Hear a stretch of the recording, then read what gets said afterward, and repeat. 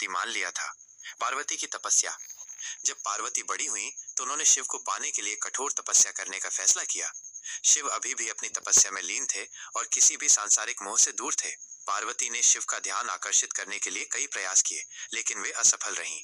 देवताओं ने भी शिव को उनकी तपस्या से जगाने की कोशिश की, ताकि वे तारकासुर नामक राक्षस का वध कर सके, जिसे केवल शिव और पार्वती के पुत्र द्वारा ही मारा जा सकता था।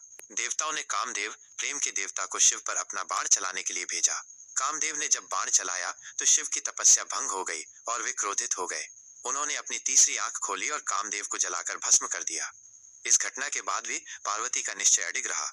उन्होंने ये महसूस किया कि शिव को केवल शारीरिक सुंदरता या आकर्षण से नहीं, बल्कि सच्ची भक्ति और तपस्या से ही पाया जा सकता है। उन्होंने अपनी तपस्या को और भी कठोर बना दिया। उन्होंने कई वर्षों तक अन्न और जल का त्याग किया, केवल पत्तों को खाकर जीवित रहीं। उनकी इस कठोर तपस्या के कारण उन्हें अपर्णा, जो बिना पत्तों के रहे, भी कहा जाता है।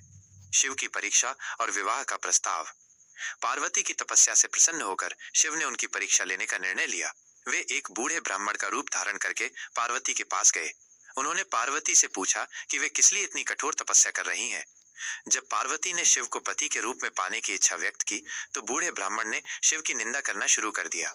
उन्होंने कहा कि शिव एक योगी भिखारी हैं, जो शमशान में रहते हैं और अपने शरीर पर राख लगाते हैं।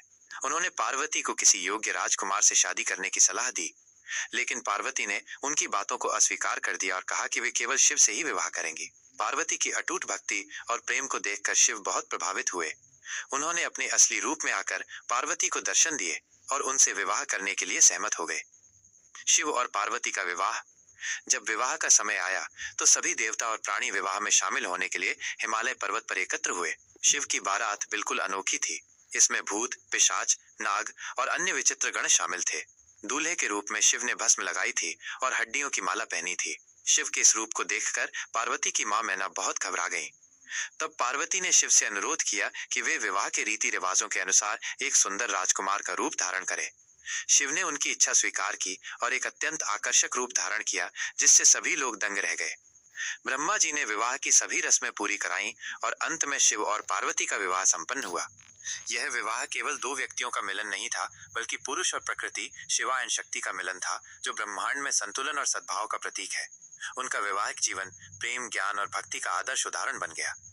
ये कहानी हमें सिखाती है कि सच्चा प्रेम बाहरी रूप, रंग और परिस्थितियों से परे होता है और अटूट भक्ति और धैर्य से किसी भी बाधा को पार किया जा सकता है।